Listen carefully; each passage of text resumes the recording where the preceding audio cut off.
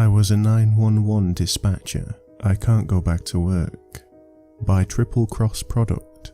Since I left work, I've been continually paranoid.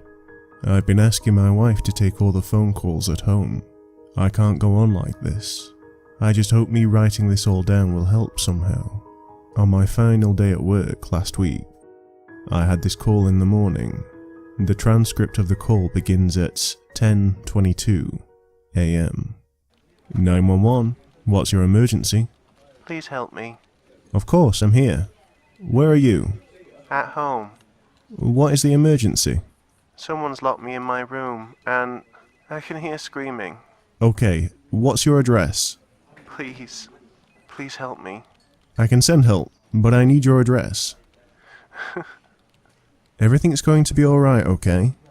I just need you to tell me where you are. I'm at...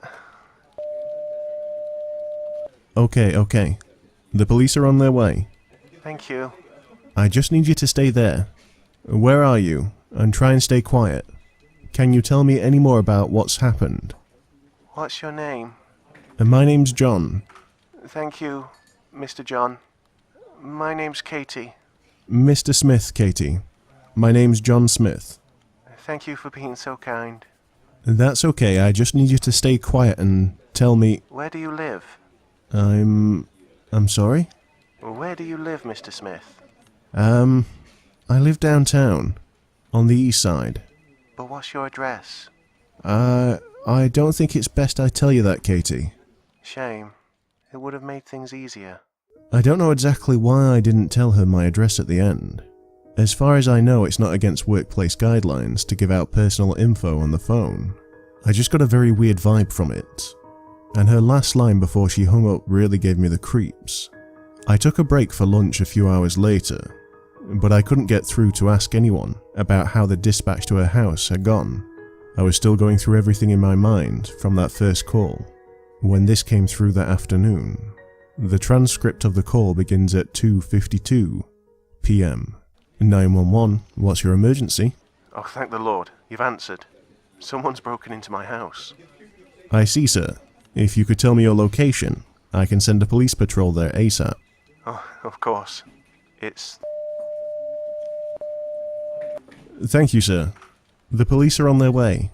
Can you tell me more about your exact location in the building? I've locked myself in the basement. I have a safe with a firearm in here, and I won't use it unless I have to. Okay, sir. I'll pass that information on. Have you opened the safe yet? Well, it's funny you should ask that. What's your name, by the way? John.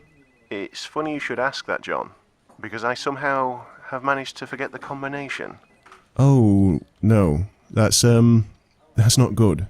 Yes, and I've tried everything I can think of, and none of the combinations are working. Do you have any ideas? Well, sir, I don't really. In fact, I think it might be best... Fuck, they're here. I need to get into this safe. Open up, old man. We know you're in there. John, could you just give me some numbers? I really don't know, sir. Please, Mr. Smith. Just any random numbers from your head. I'm desperate here. Well, I think... Please, quickly. How do you know my last name? What? I never told you my last name. How could you know it? Oh, just give me the numbers. Can't you tell What's happened to Katie? Clever boy. At this point, my co-worker on my left caught my eye. I looked over, and he was staring right at me, with the widest, stupidest grin I think I've ever seen. I nearly jumped out of my skin. His eyes were empty. Too clever. He spoke at me. His voice was dead cold, and my blood felt frozen. Much tastier.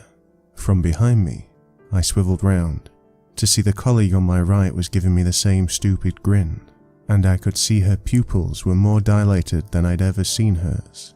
Then all three voices spoke at once. We'll talk again soon. That last word, I can't describe the disgusting way they spoke it. It snapped me. I shot up, shoving my headset off, and ran for the break room, locking the door behind me. It took me almost an hour to build up the courage to walk back out into the workspace, and when I did, everything was normal. No one noted my long absence, or the madness that occurred immediately before it. I sat down, silently sent myself the transcripts of those 2 calls, and got out of that building as quickly as possible. I emailed them saying I'd quit that evening. I haven't been able to function since. My wife got frustrated after a day or so, but after playing her the recordings, she relented and was fully supportive. Bless her. I was going to try and just deal with this on my own, with her help. But then I saw the news last night.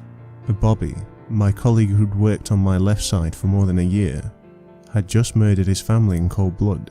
Then he shot himself. I knew his kids. They were adorable. Now they're gone. I'd usually type something like this on my mobile, but I can't go near the thing. So here I am at the computer, staring at my phone, willing it not to ring. I can't live my life like this, and something has to change. Everything I knew about dealing with emergencies is out the window now. Who can I call for help?